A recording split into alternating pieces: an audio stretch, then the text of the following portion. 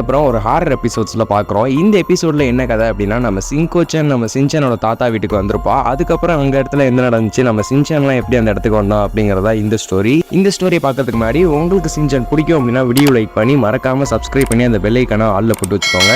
எபிசோடோட ஸ்டார்டிங்ல நம்ம சின்சானோட தாத்தாவோட வீட்டை தான் காட்டுறாங்க. நம்ம சின்சானோட தாத்தா இன்னைக்கு கிளைமேட் ரொம்பவே நல்லா இருக்கு, சரி கொஞ்சம் வெளியில சுத்தி பார்த்துட்டு வரேன் அப்படின்னு சொல்லிட்டு போறாரு. உடனே அவங்க வைஃபும் எங்க போனாலும் சீக்கிரம் வீட்டுக்கு வந்துருங்க அப்படின்னு சொல்றாங்க. இப்ப நம்ம சின்சானோட தாத்தா அவர்கிட்ட இருக்கிற வயலெல்லாம் பார்க்கறதுக்கு வயல்வெளியில நடந்து போயிட்டு இருக்கும்போது திடீர்னு வானத்துல பாத்தீங்கன்னா நம்ம சின்கோச்சன் வரதுக்கான அறிகுறி தான் தெரியுது. மேகம்லாம் ரொம்ப கருப்பா இருக்கு. திடீர்னு ஒரு பொண்ணு வந்து நிக்குது. நம்ம சின்சானோட தாத்தாக்கு இது யாரு அப்படின்னு தெரியல. இப்ப நம்ம சின்சானோட தாத்தாவை பார்த்து நான் நாளைக்கு கண்டிப்பா உங்க வீட்டுக்கு விளையாடுறதுக்கு வரேன் அப்படின்னு நம்ம சின்கோச்சன் சொல்லிட்டு திடீர்னு மாயமாயிடுறா. நம்ம சின்சானோட தாத்தாக்கு இவ என்ன சொல்றா, யார் இவ அப்படின்னு ஒண்ணுமே புரியல. அதுக்கப்புறம் சரி நாளைக்கு கண்டிப்பா வா அப்படின்னு நம்ம சின்சானோட தாத்தாவும் சொல்லிடுறாரு. இப்ப அடுத்த நாள் கட் பண்ணி காட்டுறாங்க. நம்ம சின்சானோட ஃபேமிலி பாத்தீங்கன்னா சின்சானோட தாத்தா வீட்டுக்கு வந்திருக்காங்க.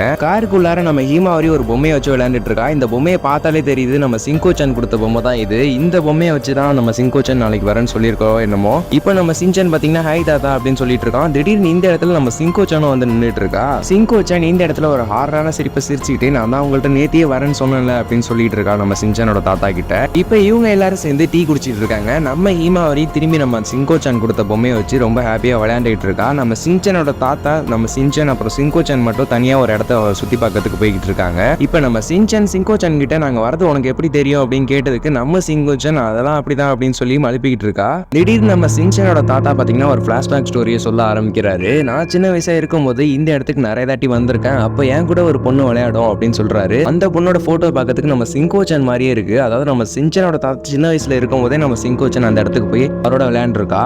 இதுல இருந்து தெளிவா தெரியுது நம்ம சின்கோச்சன்ட்ட ஒரு டைம் மிஷின் இருக்கு. நம்ம சின்கோச்சன் கண்டிப்பா ஒரு டைம் மிஷினை யூஸ் பண்ணி தான் நம்ம சின்சானோட தாத்தா கிட்ட சின்ன வயசுல போயிட்டு விளையாண்டுட்டு வந்திருக்கா. இப்ப இவங்க கிட்ட என்ன பண்ணிட்டு இருக்கா அப்படிங்கறத பாப்போம். இப்ப இவங்க 3 பேரும் பாத்தீங்கன்னா ஒரு கேம் விளையாண்டு இருக்காங்க. இந்த கேம்ல என்னன்னா ஒரு செடியை பிச்சு அது எந்த அளவுக்கு யார் அதிகமா வளர்க்கிறாங்க அப்படிங்கறதான் கேம். நம்ம தாத்தா பாத்தீங்கன்னா தோத்து போயிடுறாரு. நம்ம சின்சான் வந்து ஜெயிச்சிடறான். அதுக்கப்புறம் ரெண்டாவது நம்ம சின்சானும் சின்கோச்சனும் விளையாடுறாங்க.